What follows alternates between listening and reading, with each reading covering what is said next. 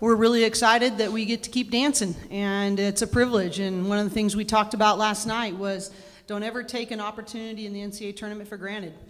And we're really fortunate, and we're excited to fight and claw and compete and for something that we really want. And Creighton's a really good basketball team. We've played them earlier this year, which I'm sure you're aware of, and we have a total respect for their program. And they obviously, it's a sort of a similar type of style of what we faced in American, and it's going to be whatever style of play, whichever team can impose their will, the way that they want to play the game. That I think will have a lot to do with it, but we're excited to continue to be playing.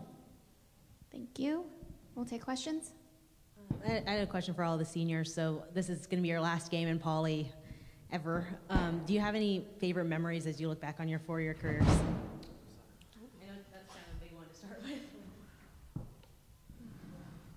I don't have a favorite memory.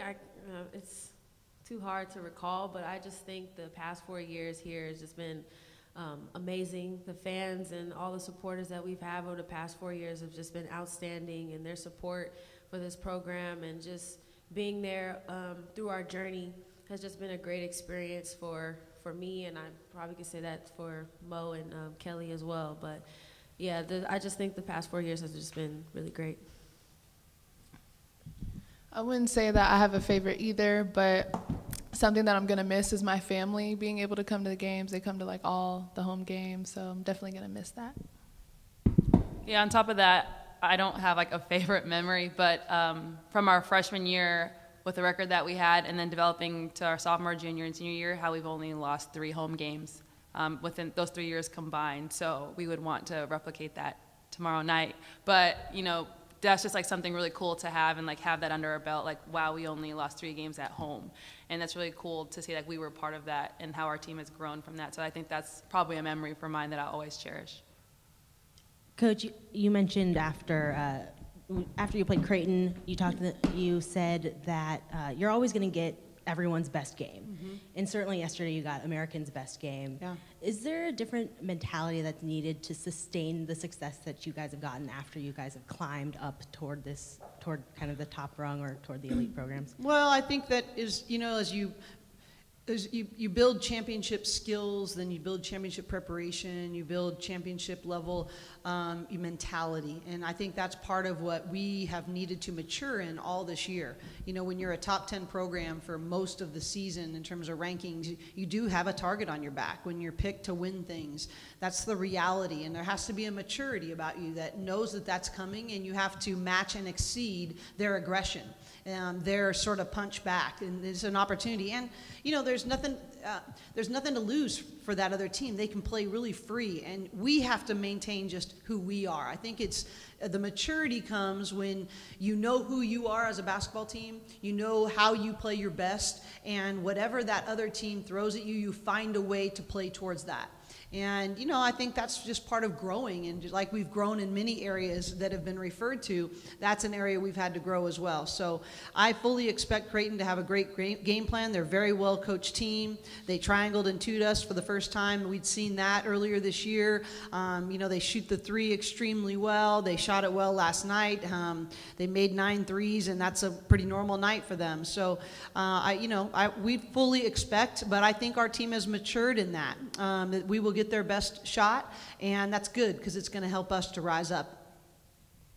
Kelly, is there a different feeling about when you go into the postseason now compared to when you guys got that postseason bid when you were a sophomore coming out of that NIT bid? Like, do you have different expectations going into the postseason now compared to the expectations that you had as a sophomore or junior? I mean, I think the expectations have always been high for our teams. We never want to doubt what your team can do.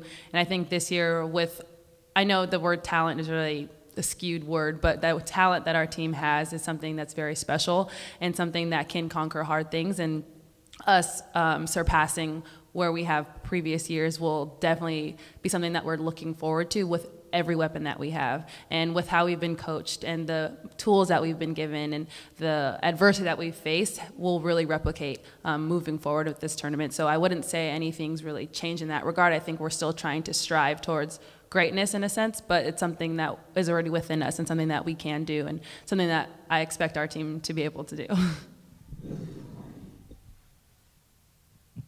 For Coach and Jordan and Kelly, I was curious if either of you wanted to comment on what you've seen from Monique as she's developed, over her time here as a leader, as a player, as a friend.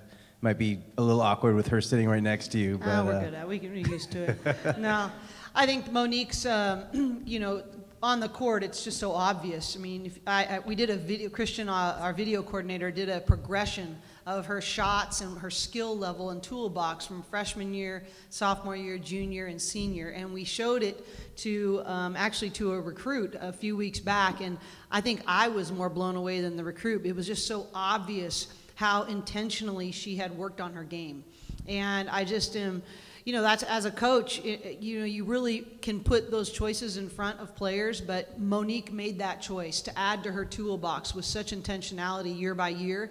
And how I've seen her develop, and I think her best years are still ahead of her. She's just continues to add to her game on a very consistent basis. And for me, that's one of the most fun things of watching her 4 years.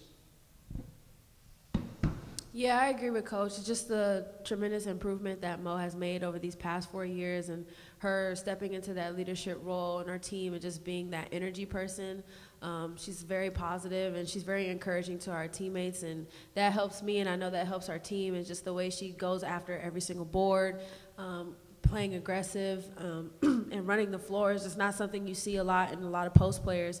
And just her ability to do that separates her from most post players in the country. And so I just appreciate her having, being her teammate, and just off the court, her free spirit and how she's just so positive, and she really likes the vibes and all that stuff like that. So, and how our relationship has grown off the court too. So she's just a great friend and a tremendous teammate. Yeah, her dedication that we all can see on the court is translated on other aspects in her life, whether it's modeling or her wanting to do commentating. You see her putting herself out there. You'll see her in the gym putting in those extra shots. So she's a threat. Like, she's not just a post, a paint finisher. She goes beyond 17 feet. She's a very versatile scorer, and that goes with her beyond basketball. And it's really cool to see a person like this, or a person like Monique, to be able to do things like that. She's not just a basketball player. She's an all-around person, and it's really cool seeing that development and being her teammate and friend.